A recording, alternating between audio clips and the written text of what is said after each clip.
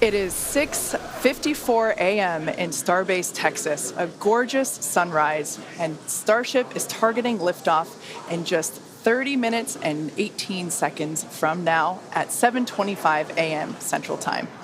As you can see, it is a beautiful day in South Texas for the 5th flight test of Starship. Good morning, Star people. I'm Kate Tice. And I'm Jesse Anderson, and we are joining you live from SpaceX Hawthorne with a big crowd here this morning. It's been roughly 4 months since our last Starship flight, and we've got a big morning ahead of us. Flight 5, has a few primary objectives and one big first. We may be attempting to catch the Super Heavy booster. The teams at Starbase have been hard at work around the clock, upgrading hardware across the entire tower with focus on the chopsticks, the 2 mechanical arms that will reach out and catch the returning booster. We're only going to attempt the catch if everything on the booster and tower checks out after launch, but either way, excitement is definitely guaranteed. Definitely. Today's Starship features a completely reworked heat shield with stronger tiles and a secondary layer, which is an extra layer of protection for the ship that will protect from any of the that will help protect if there's any missing or damaged tiles. Now, not only did we replace the entire heat shield with our newest generation of stronger tiles for today's flight, we'll also be flying a handful of aluminum tiles that are there to help the team understand the thermodynamic environment during reentry. If you were with us for Flight 4, you'll know how hard those heat shield tiles worked during the ship's reentry. Did they ever? As you can see there, they worked incredibly hard. This big heat shield rework that we're talking about promises to increase the likelihood of Starship being better protected during controlled reentry as it heads towards its flip maneuver and landing burn for a soft splashdown on target in the Indian Ocean, just like we did in Flight 4. And we'll have to wait and see, keep your fingers crossed, but we may have some new views in store for you today as well. Right, like all test flights, we want to learn as much as possible, and views of Starship during all phases of flight help us to keep improving the vehicle for recovery and reuse. Now, thinking forward to when Starship is flying regularly, it will take the heaviest payloads to space, land humans on the moon again after more than half a century, and ultimately fly people further into space than ever before. And getting there will require us to rapidly iterate and fly often, which is why we're working so hard to scale operations at Starbase. Yeah, the faster that we learn now, the faster we can improve and evolve Starship to achieve reliable flights and rapid reusability. We've been designing this vehicle from day one to realize a vision of having an entire city of people on Mars, something we know will take launching millions of pounds of cargo and equipment into space spread across thousands of flights. This future will require many Starships that can fly again and again, and today's flight is a critical step on that path. So buckle up your seatbelts because here we go. The moon and Mars are not nearly as far in the future as you may think. In fact, we're planning to send Starships to Mars as soon as 2026. You might be familiar with the Starlink logo, and there you can see it on your screen. It's an iconic representation of the Mars Transfer Orbit, also called the Home and Transfer Orbit. This is how fundamental Mars is to SpaceX. This transfer window, or a time when the Earth and Mars are the closest to each other, opens every 26 months and is only open for about 2 to 3 months at a time for a vehicle with Starship's power. And it just so happens that the next Mars transfer window opens in 2 years towards the end of 2026. Yeah, lining up a launch to Mars is similar to how we launched to the International Space Station, where we time launches to match the station's orbit. If we didn't do this, we'd need more propellant and more time to get there. Exactly. So the first opportunity that we have to fly Starships to Mars, we plan on doing it. These first flights to Mars will be uncrewed and will test the reliability of landing intact. If those landings go well, the first crewed flights will follow soon after. So it's safe to say it's all happening, and flights like today's are what's going to get us there. Not only have we made several improvements to the Starship flying today based on what we've learned from our last flight, including extensive upgrades to Starship's hardware and software, we've also made improvements to the launch tower and catch mechanisms. And if you've noticed in some of the live views this morning, our teams have completed stacking the second launch tower, which will be coming online next year. Having 2 operational launch towers paired with ships and boosters rolling off the line in our new Star Factory will allow us to increase our flight cadence and test even more rapidly. And just a few miles away from the 2 towers, things are moving really fast at the heart of Starbase. Star Factory is rapidly coming online, with production teams already using the space as construction continues. The 1 million square foot Star Factory brings many parts of the manufacturing process under one roof for the first time, enabling moving as much system integration work as possible earlier in the build process, with the goal of eventually producing hundreds of Starships a year. That's crazy. It's such an impressive building. So, for example, teams can assemble an entire nose cone structure of a ship into a single piece and work on its internal systems all in one place. So if you're working on Starship and you have a question about the steps that you're working that happen before or after yours, instead of having to leave the building and go and find the person or the team with the answer, or waste time sending an email and waiting for their response, odds are you're right next to that person or team, and now you're working right alongside them, so you don't have to wait for a response. Yeah, exactly. It makes it a lot more efficient and faster to communicate. So not only are we rapidly iterating on these spacecraft themselves, but we're also innovating the way that they're made. It's almost too much to keep up with. We're also posting updates on our account on X. If you can't keep up, that'll help you. So if you don't already, make sure that you follow us at SpaceX on X. And I have a feeling it's going to get pretty busy. Oh, that is definitely an understatement. And it's definitely going to be very exciting today. So with that, let's meet today's Starship on the pad.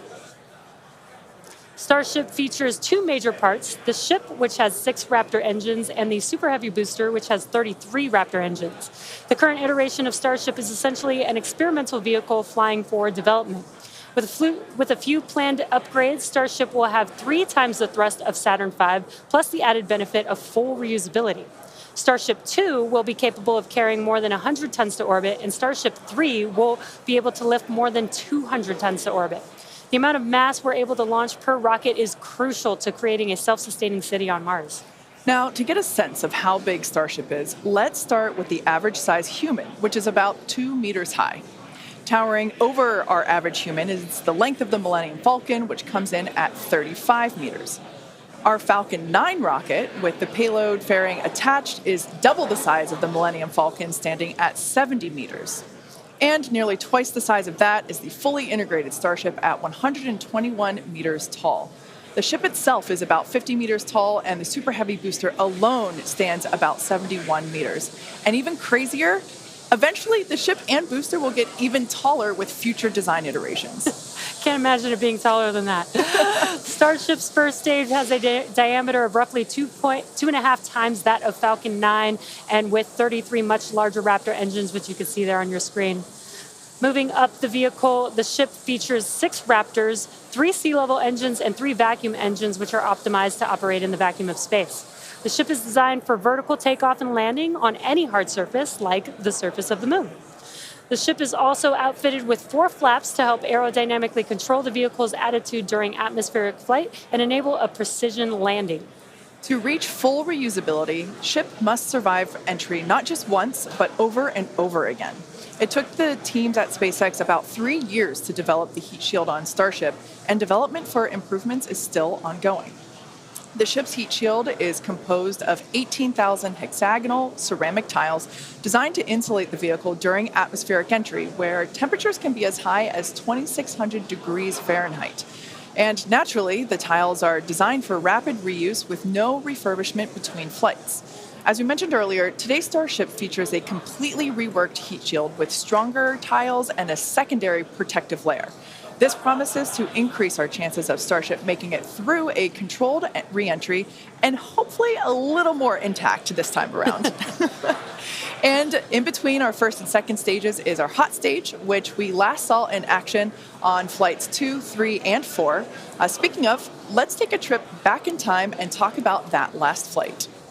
On June 6th, Starship successfully lifted off at 7:50 a.m. Central Time from Starbase, Texas, cleared the launch tower, and went on to accomplish several major milestones and firsts. As you can see there, Super Heavy booster lifted off successfully and completed a full duration ascent burn. I love the view of the sound waves there. Following separation, Super Heavy booster successfully completed its flip maneuver, boostback burn as well to send it toward the splashdown zone, and it also jettisoned the hot stage adapter, as you can see there.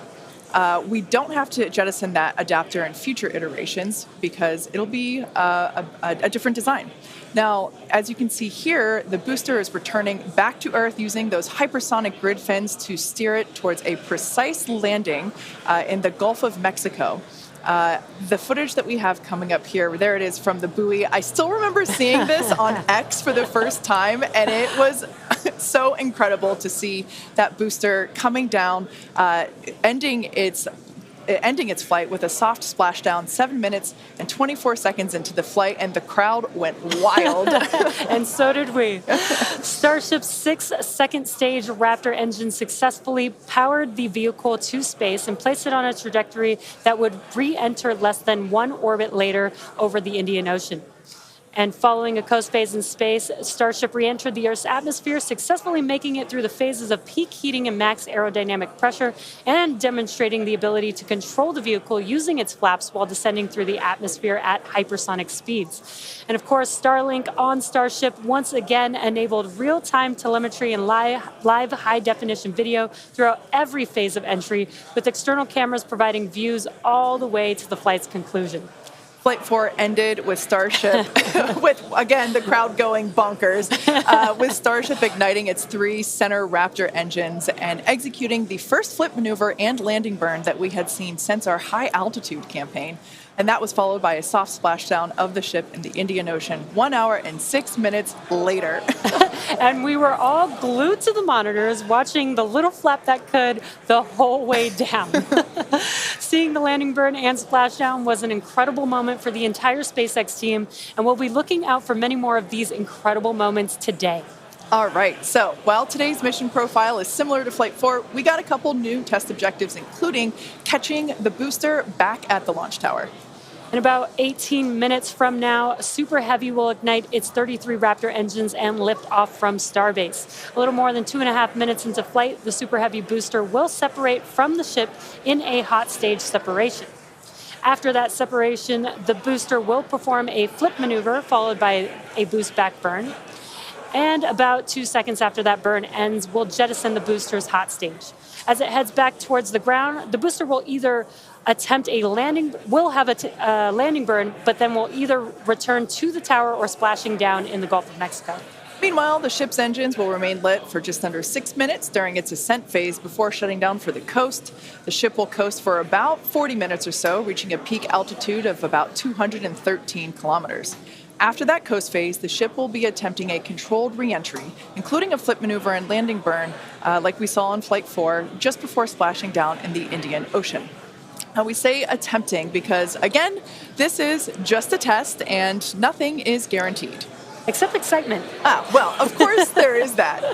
Now, both the booster and ship have to contend with some extreme conditions on re-entry, which is where those heat shield tiles will be put to the test. For this flight test, we do not expect to recover any hardware from the ship. With the exception of Falcon, this is no different than what happens to most rockets flying today that are expended, meaning that they fall into the ocean after completing their mission. Eventually, we will return and reuse Super Heavy boosters and Starships as we do today with Falcon 9 and Falcon Heavy boosters. And in fact, we've landed Falcon boosters 352 times to date. Oh, man, I hear you say that number, and that is just wild. I still remember the night, or at least most of the night, that Falcon landed for the first time, and it still feels like yesterday. Yeah, definitely one of my favorite moments at SpaceX. And returning Super Heavy promises to be an even more impressive sight and a huge moment on the road to rapid reusability. Yeah, speaking of rapid reusability, future Starship designs will give Super Heavy boosters a lighter weight and integrated hot stage intended for full reusability, which will mitigate the need to jettison the hot stage like we'll do today. Similarly, even though ship recovery is not expected, the telemetry and data we receive all the way to the end is what we're what we're looking for, and is what will get us to a rapidly reusable Starship of the future. Yeah, exactly. In other words, just like previous Starship flights, the payload for this mission is the data. All right, now that we have a handle on today's flight test, let's check in with Dan, who is right in the middle of the action. He's just a few kilometers from Starship on the pad. How's it going, Dan? It's going great, Jesse. Welcome back to Starbase, everybody. It's been far too long. Little change of scenery this time. Right behind me is the Launch Control Center, where our flight controllers are counting down to our liftoff at 7:25 a.m. Central. We are a little bit later in our window. The main reason is we're working to clear out the range. Have not been tracking any technical issues so far to preclude that launch. So 7:25 a.m. Central, 12:25 UTC is what we're marching down to. As you can see, we're actively loading propellants onboard Super Heavy and Starship. Liquid methane for your fuel, liquid oxygen for the oxidizer. Prop load on the ship started at about T-minus 49 minutes, booster at T-minus 40 minutes. We're going to keep loading propellants on those vehicles right down to the wire. Ship will close out at about 3 minutes and 20 seconds before T0, and then booster just about 30 seconds later. Now, with our startup sequence, it's going to look very similar to what you saw on Flight 4. We already tested it with this booster and its static fire. We're going to see the Raptors start to make fire at about T-minus 3 seconds, and then we'll start them up in 3 different banks. The first inner 13 will fire, and then about a second later, 15 of the outer ring engines, and then about 0.8 of a second after that, those final 5. Another reminder, if we need to hold, we have a built-in spot at T-minus 40 seconds. We can hold for stuff like if we need to finish clearing the range or if any other technical issues pop up, just kind of in the last second. But if there's nothing holding us back, we're going to go right past that and go down to 0. So, I mean, as of right now, we're just under 14 minutes away from liftoff, not working any technical issues. Range is expected to clear. We're just clearing out a few more boats. And as you can see, the weather is perfect. We had 100% go for launch from the weather officer, so that was pretty unprecedented and something we really like to hear. If we're not able to go today, since we are loading prop, it would likely be about 48 hours before our next attempt. But good thing we're going to launch today. Really looking forward to being able to turn around and see it this time. Counting down to 7:25 a.m. Central, and I'll see you guys in a couple of minutes. I'll send it back to you in Hawthorne. Thanks, Dan. Now, one of the most exciting objectives for Flight 5 today is attempting to return the booster to the launch site that you see right there, and it will be caught by the tower. We refer to this simply as booster catch.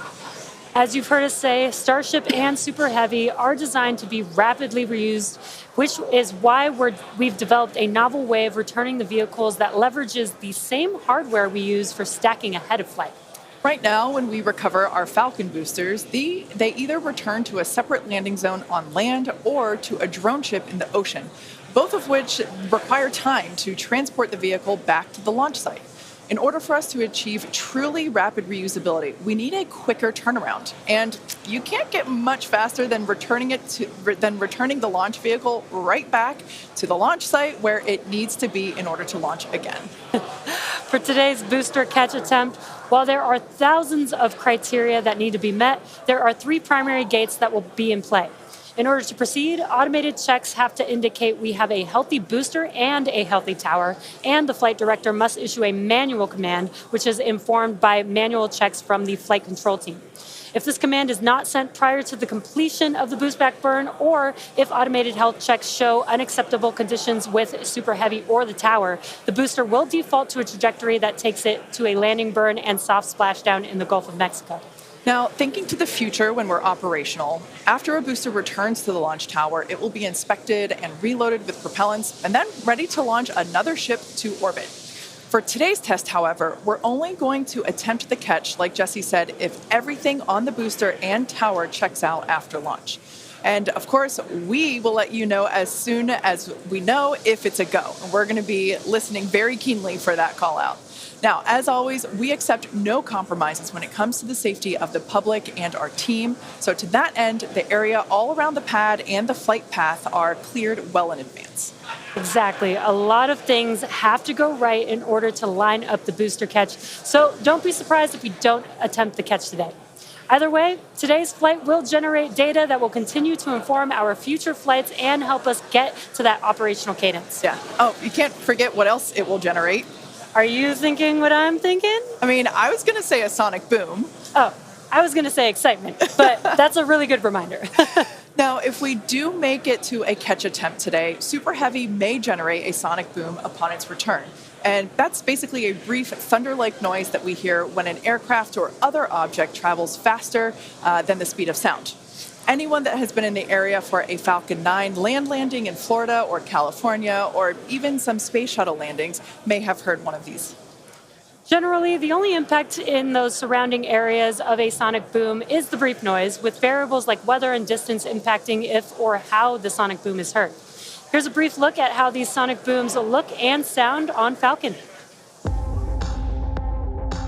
I know a lot of people will be excited when they hear the sonic boom.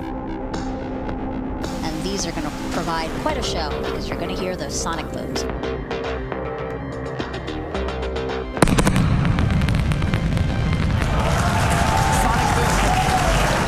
Booster landing leg deployed.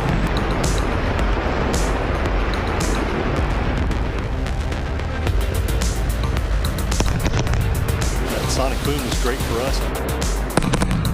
That thunderclap broke the sound barrier.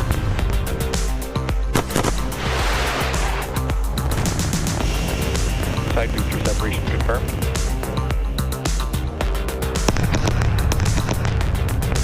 Just heard the two sonic booms here in the room.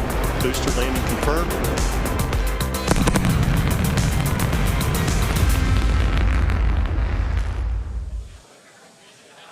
As our test flights continue, we plan to demonstrate ship-to-ship propellant transfer, which will be important in preparation for Starship taking astronauts to the moon as part of NASA's Artemis program. SpaceX will perform one uncrewed demonstration flight before NASA's Artemis 3 mission, which will be the first human surface expedition since 1972.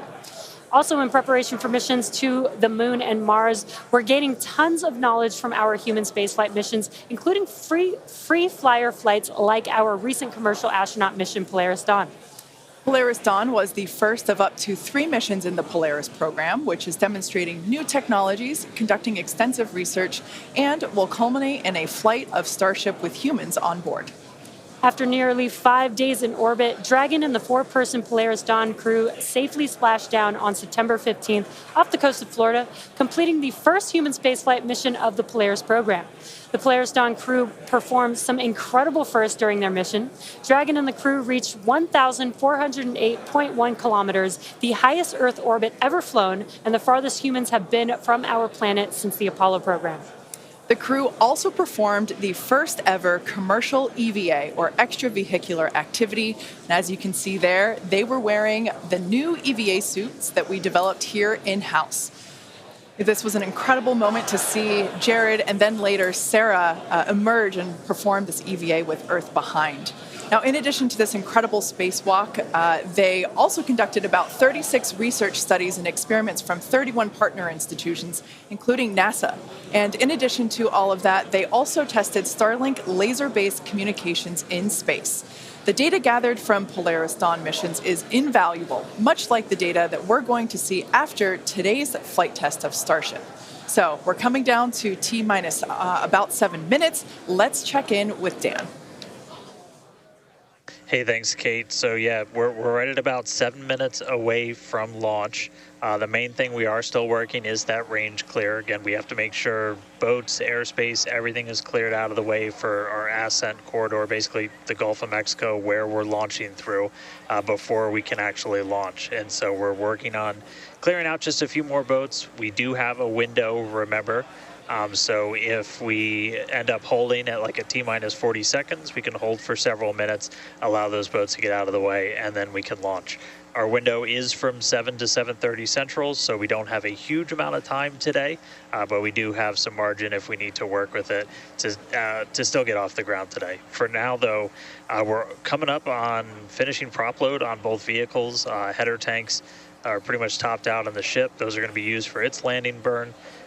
And again, we're going to be closing out all of the prop load at about T-minus 3 minutes, 20 seconds for the ship, and then just 30 seconds later for booster. One kind of cool thing to talk about, so the folks in launch control behind me, after liftoff, they're going to have some pretty special tasks today if we're going to go through with the catch.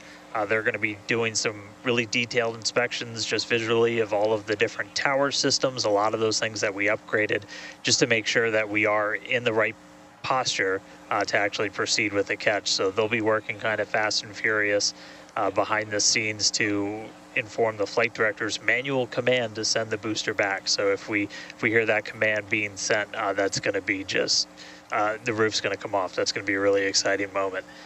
So otherwise, if we don't go today, as you guys talked about, there is a chance. And if we don't send the booster back, we'll do a landing burn and a splashdown in the Gulf.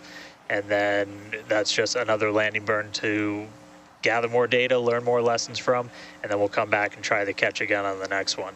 But as of right now, we're coming up on 5 minutes. There is a chance that we'll hold or extend into the end of our window, so don't be surprised if that ends up happening. But if those boats do get out of the way, we are just about 5 minutes away from launch. So I'll check back in just a moment, but back over to you, Kate and Jesse.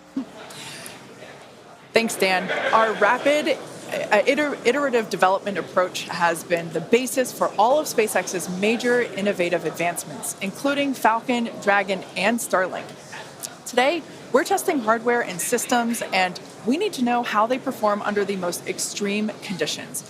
We'd much rather find the bugs now during testing than later on when there's more on the line. And to reiterate, while we do determine an acceptable level of technical risk on our vehicle and pad in order to learn as fast as possible, we accept no compromises when it comes to the safety of the public or our team. So that is to say, this is only the 5th of many future flight tests of Starship before it becomes fully operational. You might remember the Starlink panels that are incorporated into Starship, and you can see them there on your screen, those rectangular panels on Starship's nose cone. Starlink brings us the epic views in space and on reentry, and also helps deliver us the critical flight data engineers need to continue development. In addition to enabling our rapid iteration on Starship, Starlink is also enabling life-saving communication here on Earth. SpaceX is sending tens of thousands of Starlink kits in response to Hurricanes Helene and Milton, and providing free service through the end of the year to support recovery efforts. The Starlink team also worked with T-Mobile to activate our direct-to-cell satellites to provide basic texting on T-Mobile and emergency alerts for all phones and carriers of those in affected areas. If a phone connects to a Starlink satellite, it will have 1 to 2 bars of signal and show T-Mobile SpaceX in the network name. SpaceX's direct-to-cell constellation has not been fully deployed, so these services are being delivered on a best effort basis. Starlink is enabling life-saving communication here on Earth and continues to help us push the limits in space. In the short term, by providing great views and real-time data on our next few flights, particularly through reentry, which historically is a blackout period for all communications.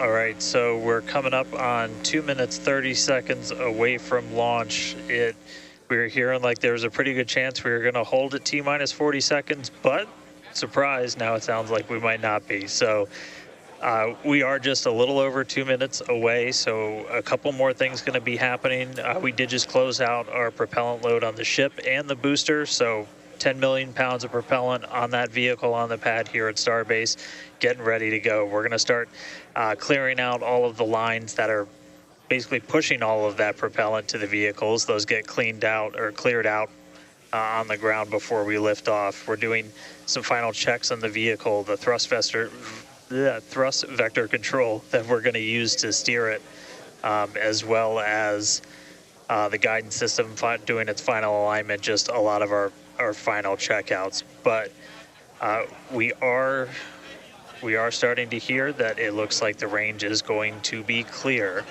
at our liftoff time of 7:25 a.m. Central, 12:25 UTC. So that puts us 1 minute, 20 seconds away from launch. Still not tracking any technical issues. That range clear is the only thing that's been potentially poking at our launch. So I'm going to start to quiet down. We'll hear our flight director for today, Tristan Pierce, give some of the final call outs. As of right now, we are 1 minute away from liftoff.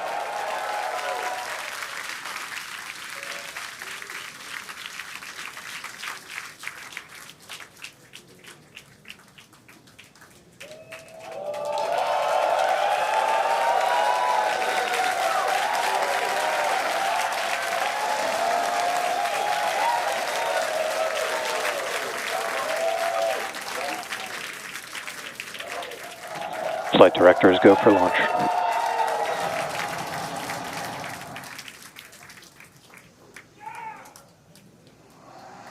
Best words you could possibly hear 20 seconds away from liftoff.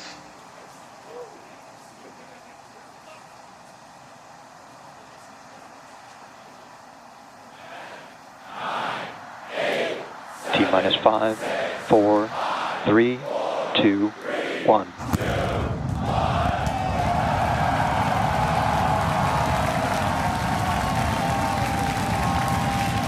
We have liftoff. Vehicles pitching downrange.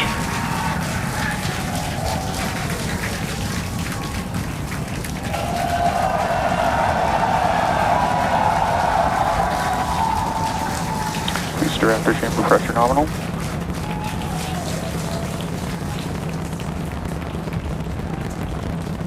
"30 seconds into the flight, the rumble's just starting to reach us here at launch control.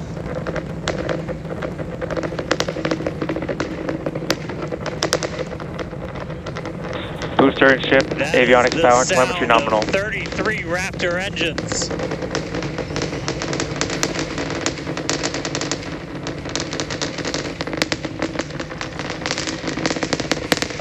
Max Q.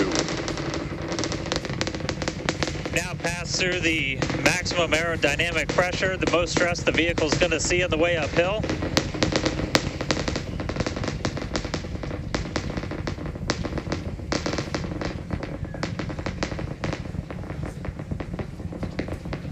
All right, our next major milestone coming up, it's going to be hot staging. We're going to see the engines ignite on ship to push it away from the booster.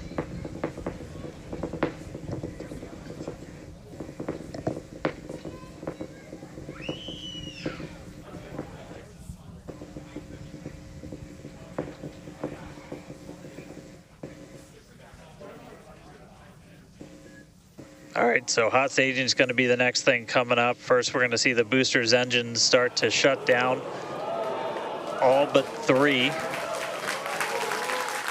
We're going to do what's called most engines cut off instead of main engine cut off, because 3 are going to keep going, and then we're going to see the engines on ship ignite.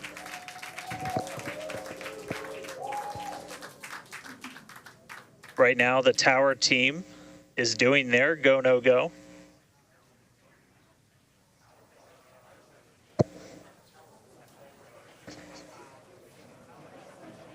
And we might hear some really good words soon, too. All right. Can still see it up behind me. That is one of the most gorgeous things I've ever seen in my entire life. Coming up on hot staging next. Ship engine There's startup. most engines cut off. Stage separation. Booster Stage separation, hot stage separation confirmed. Ship under its own power. I'm seeing 6 out of 6 Raptors lit. Hopefully I got a booster on the way back to me. I'm going to send it to you guys in Hawthorne. Oh man, that was absolutely incredible. I loved how the crowd Chamber pressure is nominal. crowd here in Hawthorne all went ooh at that first view of the blue flames from the booster. As you can see there, first stage currently performing, is now making its way back to the launch site. Again, we are... Ship avionics power and telemetry nominal. The booster and the tower are both performing automated checks to make sure we are go for the booster to return to the launch pad for that catch. And once those are complete, the flight director... Booster, boostback burn, shutdown. Flight directors go for booster return. And we did hear that the tower is go for catch. So that was one of the big criteria we were looking for. This view We'll here. wait to hear that the go for catch has been sent. Beautiful view here from the ship. And so exciting to hear that we got a go for booster catch. That means it's going to be a really exciting morning. Again, the booster is making its way back towards now land in order to make that catch attempt in the tower. So incredible to see these views. You can see the ship on the right-hand side of your screen. All 6 Raptor engines are under full power. Once again, the booster is making its way back to the launch site. We are going to try and catch it using the chopsticks on the launch tower, the exact same tower that it just launched from just, 5 minutes ago. Yeah, and the booster. Starship on nominal Guys, trajectory. I can confirm the command was sent for the booster to come back. That is So I'm incredible looking news. up right now. It's pretty much right overhead of us, and we can see it starting to come down. I can't wait for us to hear the sonic boom through Dan's mic. Right. That is going to be incredible. It was so cool to hear the liftoff. And so once again, a successful on-time liftoff of Starship Flight 5. The ship has separated from the booster. The booster is there on your screen. It is making its way back to the launch site. We are going to attempt the catch using the chopsticks. We did hear the confirmation that the command was sent to the tower. We are go for catch. And in order to... And guys, we should just be about 30 seconds away from our landing burn. It's going to happen in 3 phases. We're going to land 13 engines, burn off all of that velocity. Oh, we can see it coming down through the plume. Booster coming in hot for booster catch. We're going to ignite 13 of those Raptor engines, and this view is incredible right now. You can see how fast this vehicle is moving on the left-hand screen. Landing burn has 13 been engines. ignited. We're now down to 3 Raptor engines. We can see those chopsticks now in the view.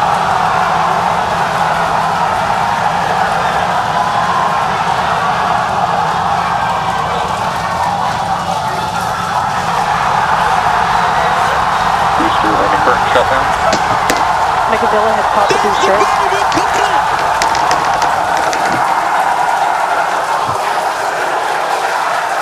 This is absolutely insane.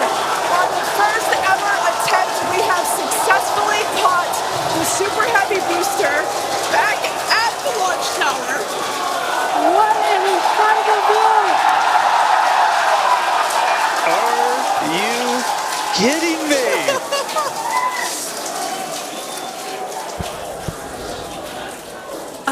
Dan, Wow. I don't know about you, but we're losing our stuff up Starship here. in terminal bed. Guys, I'm sorry. Like, even in this day and age, what we just saw, that looked like magic. That Oh, was- wow. Damn, Wow. your view must have been insane! We are still going wild over here over this. Folks, this is a day for the engineering history books. This is a live view of the Super Heavy booster as it has just been successfully caught back at the very same launch tower that it just came from. Dan, I love this. You are reflecting exactly what everybody else here in Hawthorne, except maybe a little bit more because you got to see it with your own eyes.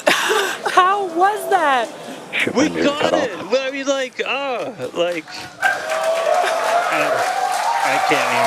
can't even describe that. Oh, by the way, ship, main engine cut off, ship's in orbit, but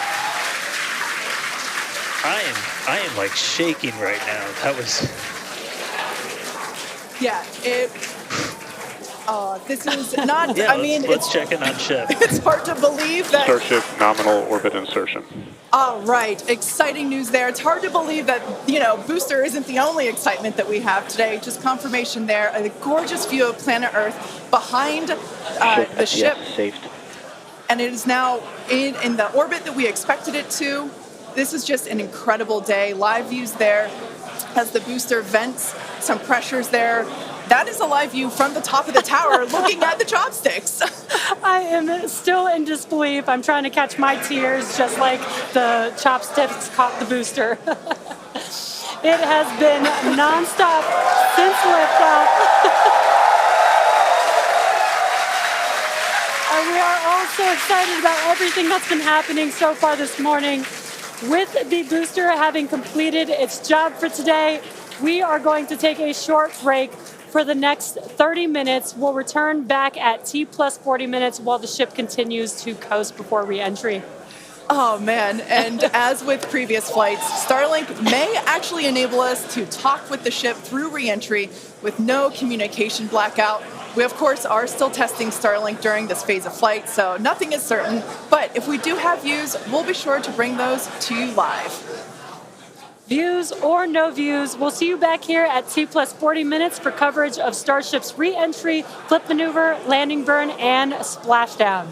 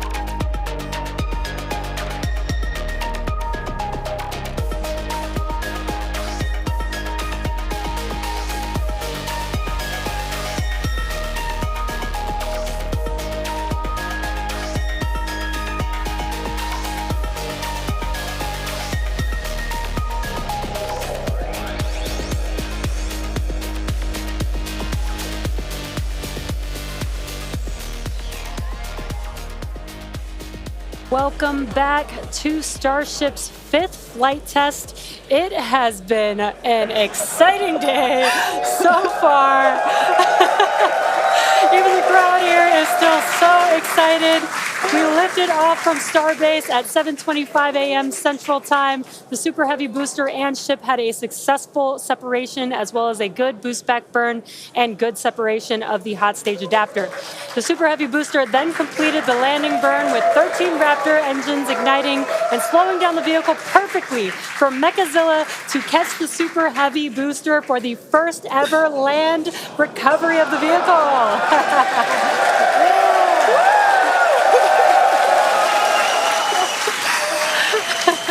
Now, it is insane to think that we're not done yet. We still have, in about 48 minutes, the ship will re-enter. All the flaps that will today, not that could. The ship will re-enter the Earth's atmosphere. Now, as a reminder, one of the main goals of today's test flight is for the ship to make it through the extreme heat of re-entry and to do so in a controlled manner. We learned a lot about this phase during Flight 4 and, as a result, completely reworked the heat shield, but more on all that in just a minute. Now, re-entry is typically a portion of flight where we don't have communications with the spacecraft because re-entering, it'll be re-entering at about 8 kilometers per second, or about 5 miles per second of roughly orbital velocity. Now, those speeds, the spacecraft moving through the atmosphere results in friction and creates a plasma field around the vehicle.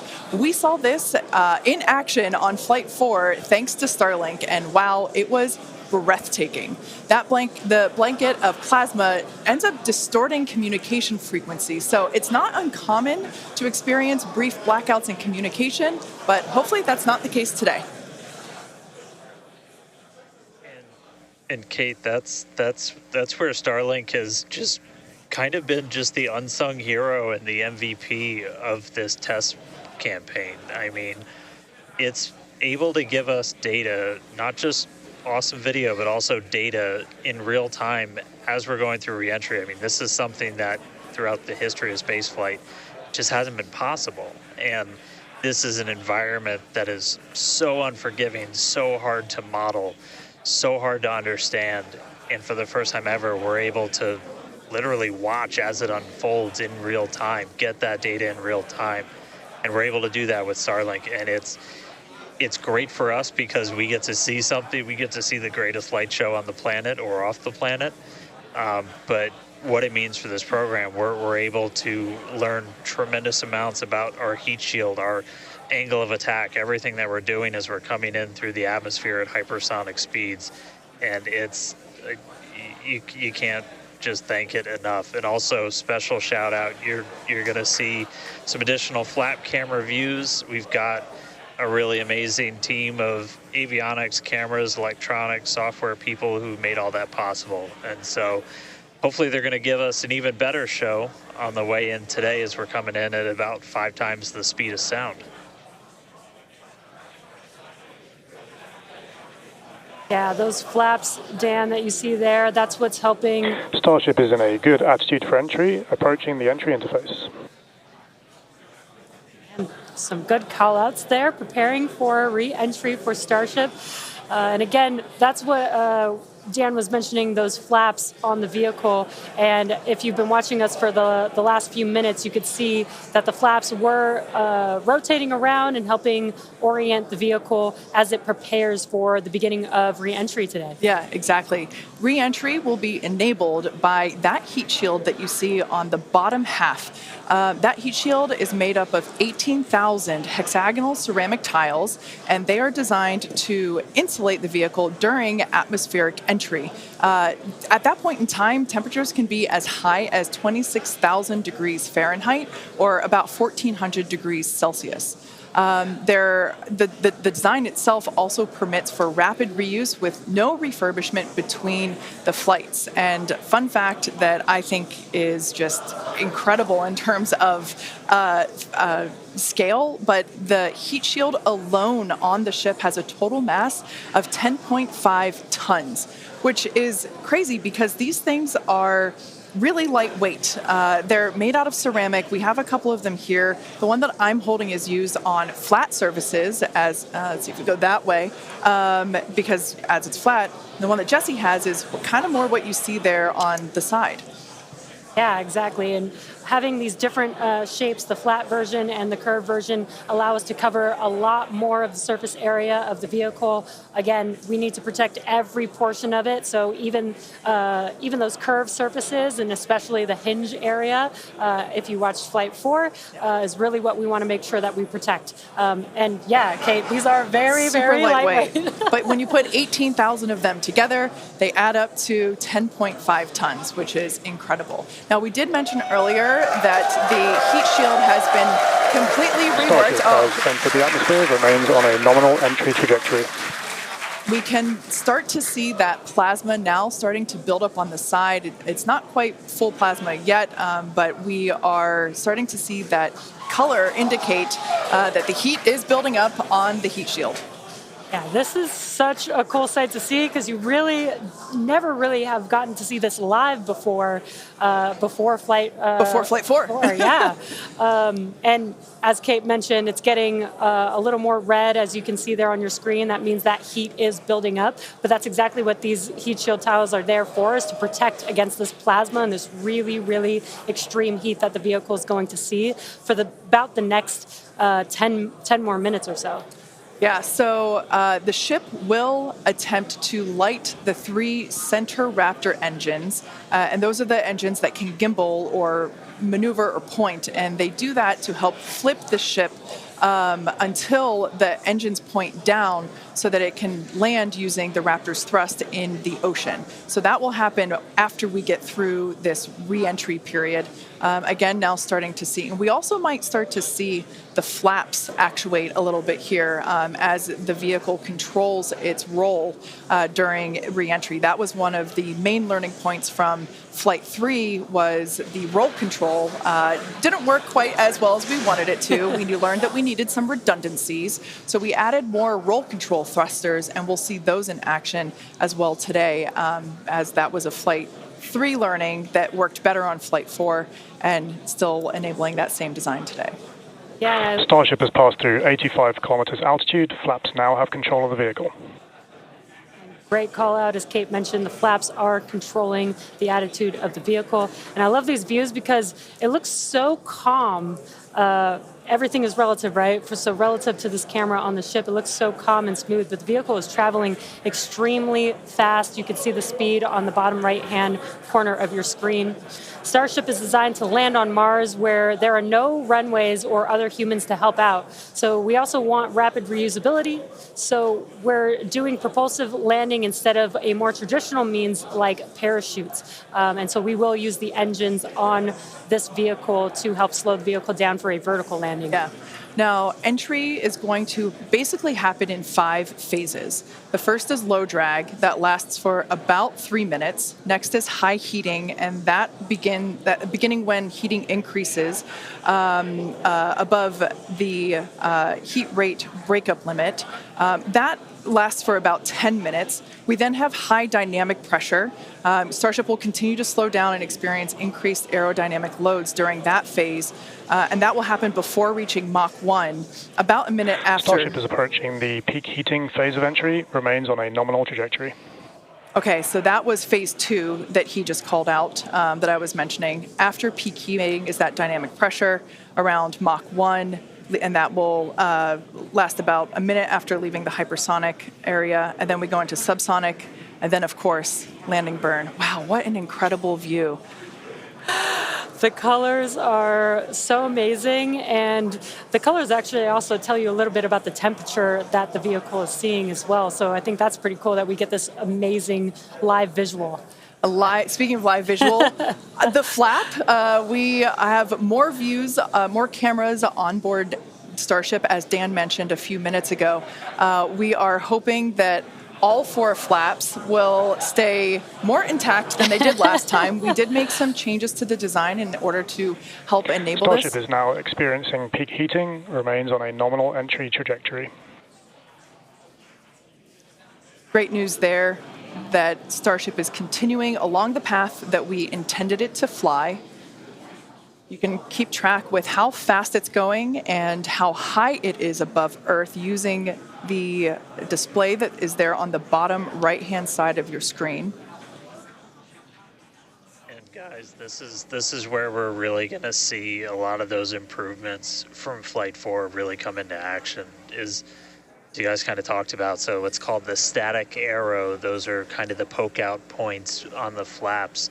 Those get exposed to some pretty extreme heat environments, and so we added some additional, basically made it a lot more robust for the thermal protection there. And we learned not just from visuals and stuff like that. We had those missing tile tests on Flight 4 where we intentionally left some out, kept in some backup layers. They're called ablatives, which means they just gradually melt away to help dissipate the heat. And we've got an entire layer of ablative underneath the tiles on this Starship today. So even if you get a gap in a tile or a tile is broken, anything like that, we've got essentially backup options. And what we're really trying to do today is do an on-target landing. As we lost the flaps, you lose a lot of your control, and so we didn't land right on target last flight. This time we're trying to really nail the target within just tens of meters, and that'll just be a really huge step on feeling like we're closer to bringing a ship back. Obviously, there's a lot of work before we get there, but we just caught a booster. We're going to start looking real soon at when we can catch a ship.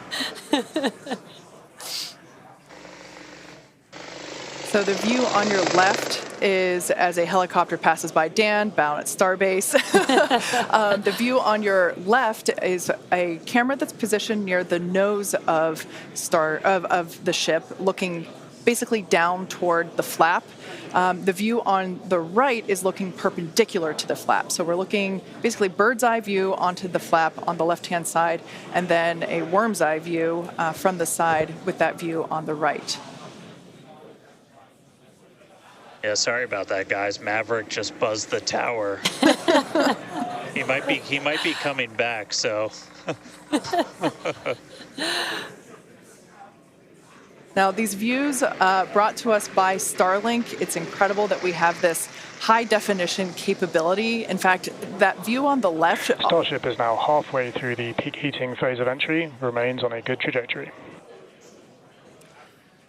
So great news there, hearing that we're about halfway through the peak heating phase. Like I said earlier, this lasts roughly 10-ish minutes. And we did hear earlier that the flaps have control of the vehicle, so also good news there.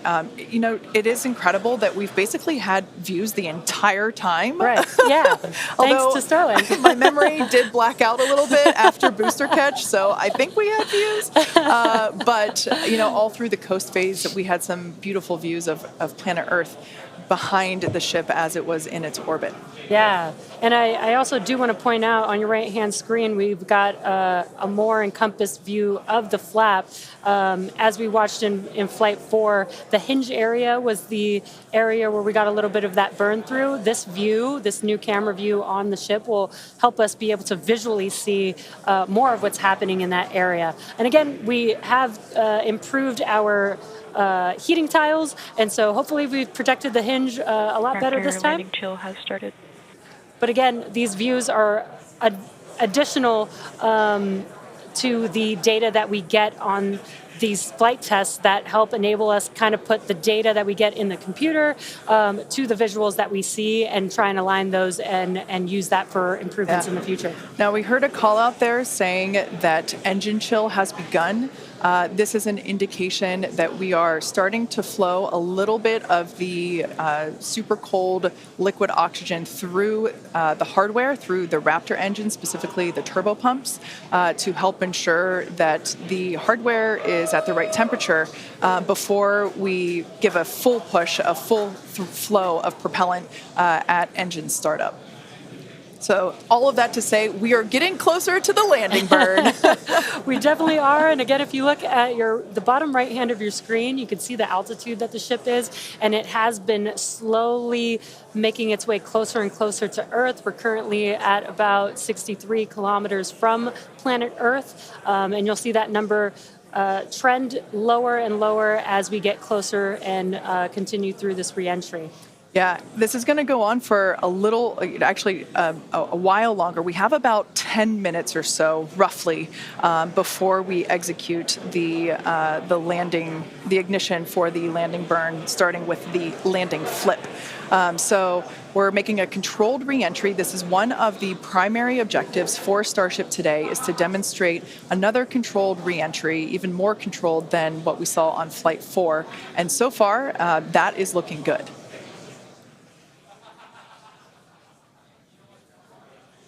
And then as we start to really get lower, we're going to start seeing the atmosphere's effects start to take place, and that's when we'll be dropping our speed down closer to the speed of sound. You'll see the flaps start to maneuver. We were able to do a landing burn on Flight 4, which kind of caught all of us off guard. It was pretty incredible after seeing the flaps survive through. And we're going to try and do another one on this flight today. We tweaked it a little bit, so we're going to try and splash down at a little bit of a gentler angle this time, instead of just kind of hit the water and fall over. And the goal with that is try and keep the ship intact, and then if we're able to then get some additional video of it, again, that's just more data. And everything we can see, everything we can get extra, like a couple extra seconds or minutes of data coming from the ship after Starship has splashdown. passed through the peak heating phase of flight, approaching maximum entry dynamic pressure. All right, we're through peak heating. Coming up is basically max Q part 2, where we're going to hit kind of that part of the curve where we're still moving really fast and the atmosphere is just dense enough that we're feeling the most pressure, but hopefully we're going to start feeling a little bit less heat now.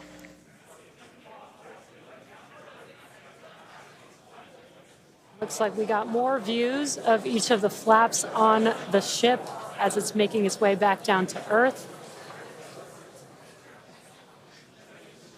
And we did pass through peak heating and still got really good views throughout that whole period. Typically during the highest heat on the vehicle, we tend to build up a lot of plasma, and that's typically when we would lose connection or views of the vehicle. But again, with Starlink, we were able to get some live views throughout that entire process there. And we're coming up, we'll start hearing a couple more milestones in about 4 minutes or so, when we start getting down to like the transonic, the subsonic, when we're starting to move closer to and beneath the speed of sound.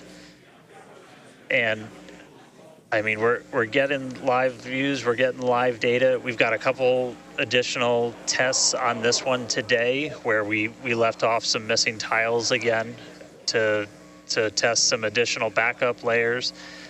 We also have, I don't know if we can still quite see them in this view, but you may have noticed we had some kind of silvery looking tiles on Starship as well. And those were pretty much standard tiles, but they were wrapped in aluminum. And it was a pretty simplistic, straightforward one where aluminum starts to melt at roughly the same temperature where steel starts to lose its strength, not necessarily melt. And so if we see stuff melting, we know what our steel is going to be exposed to. But yeah, 59 minutes since launch, should be coming up on transonic and everything in just about 3 minutes. Now the views here, we have coverage of all 4 flaps. We can see, so for those that perhaps didn't catch a glimpse of the vehicle before liftoff, there are 2 flaps at the forward end and 2 flaps at the aft end. The larger camera view that is there on the right-hand side of your screen, that is a view of one of the aft end or the bottom end flaps. We can start to see some heat buildup and peeking through on one of the flaps there in the top left-hand corner of your screen.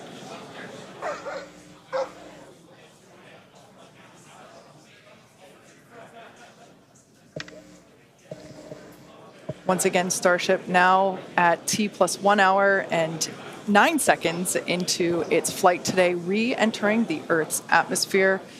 Currently about 45 kilometers above the surface of the Earth, now 44. We are targeting a soft splashdown in the Indian Ocean, about, northwest-ish of Australia. And we are attempting to, as we did on Flight 4, perform a flip maneuver as well as Starship is at maximum entry dynamic pressure, remains on a good trajectory. All right, so that is great news there. Like Dan said earlier, this is basically max Q part 2. So this is the greatest amount of aerodynamic loads that the vehicle will experience during its flight. It's coming back through the Earth's atmosphere. It was above the Earth's atmosphere in space where there was no friction. We can obviously see heat as evidence of that friction buildup. The atmosphere is actually helping to slow the vehicle down. If you're watching the telemetry in the bottom right-hand corner of your screen, you can see that speed decelerating rapidly.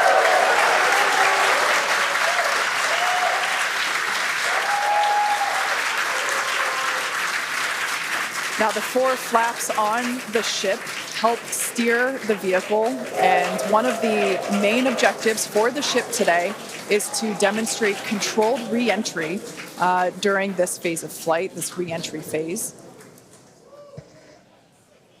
Yeah, and we have 6 engines on ship, but we only need 3 of them, the 3 sea-level engines. We will have that flip maneuver happen very close to touching down for splashdown. We'll do that flip maneuver, ignite those engines, slow the vehicle down immediately, and then hopefully have what we call a soft splashdown in the water. It's probably going to feel a little bit harder on the top of the surface of the water, but it'll look pretty gentle. Yeah, and like we said earlier, we hope to have some more views, even of that phase of the flight. So fingers crossed that we can we can bring those to you. We are hoping to splash down softer than we did last time on Flight 4. Right now, Starship continuing to make its descent back to planet Earth. Starship is at Mach 2, remains on a good trajectory. All right, great news there. That tells us that the vehicle is traveling twice the speed of sound. So we will then, the next call out that we'll hear is that it is, traveling about the speed of sound. And then we will hear a call out that that will be the call out that it is transonic. And then we will hear another call out saying that it is subsonic, meaning going slower than the speed of sound. Starship is transonic. There it is. So at this point in time, we say transonic because certain parts of the vehicle, like the flap that you see on your screen, might be experiencing airflow faster than the speed of sound, while other parts of the ship may be experiencing airflow. Starship is in the subsonic belly flop. All right, so now the entire vehicle is traveling slower than the speed of sound, so subsonic. The crowd here at Mission Control Hawthorne also getting excited, just like us. We're awaiting a water landing. We are going to reignite the 3 engines to perform that flip maneuver, and we're basically about a minute and a half, away from the landing flip. Yeah, the crowd's getting excited here as we get closer and closer to splashdown. Again, just about a minute away from the expected splashdown, so we should see a lot happening coming up here shortly. We're currently having a view of one of the flaps, and it is a little bit dark on your screen, but hopefully we'll get some good views of the ship as it makes that flip maneuver and touchdown for splashdown. Yeah, guys, we saw that speed drop like a rock. So we're doing a belly flip right now, or a belly flop right now. That's what's kind of, if you saw the high altitude campaign, that's the unique thing about how Starship comes back. So we've bled off pretty much all of the speed we're going to. We're essentially at terminal velocity. Starship is at 5 kilometers altitude, remains on target. Five to go. Coming up soon. Landing burn.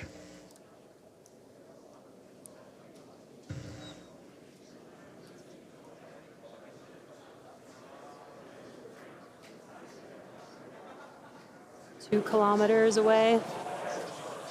Starship is on target, approaching landing burn startup. So keep an eye on the bottom right-hand side of your screen as well. That will be the indicator when the Raptor engines ignite, if we are unable to see that illumination ourselves. Landing burn startup. What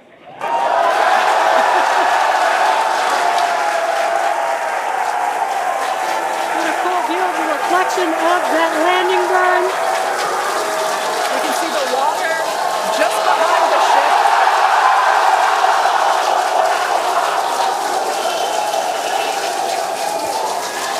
Starship has landed. An incredible view. I think it is safe to say we have a ship in the water. Touchdown! That is a live view from the ocean surface. What an incredible end to Starship's journey. A live view from a buoy that we had out at the landing zone. An incredible view of ship landing just about on target as they were calling out. That was amazing. And we were not intending to recover any of the ship's hardware, so that was the best ending that we could have hoped for.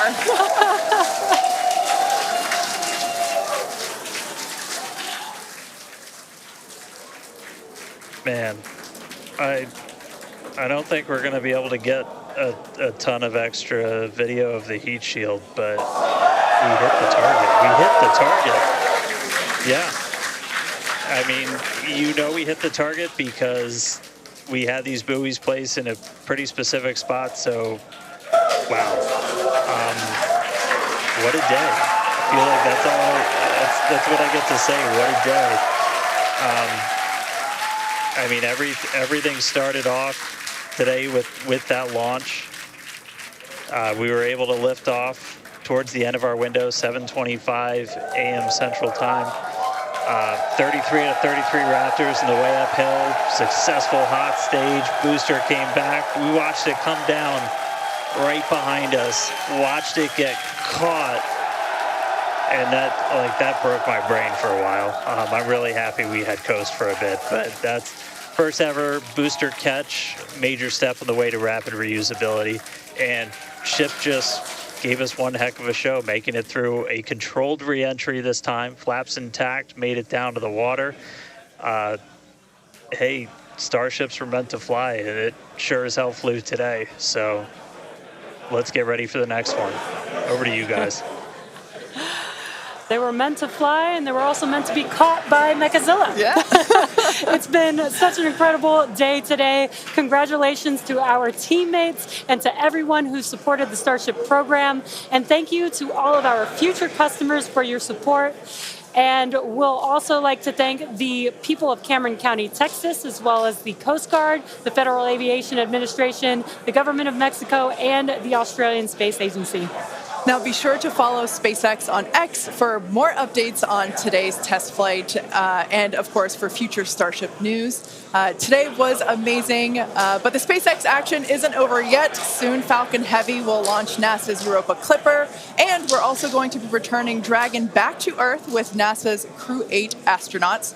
So congratulations again to the SpaceX team. What an amazing launch and an even cooler catch. Thank you for watching, but we're going to leave you with an awesome recap of what has been the most epic day.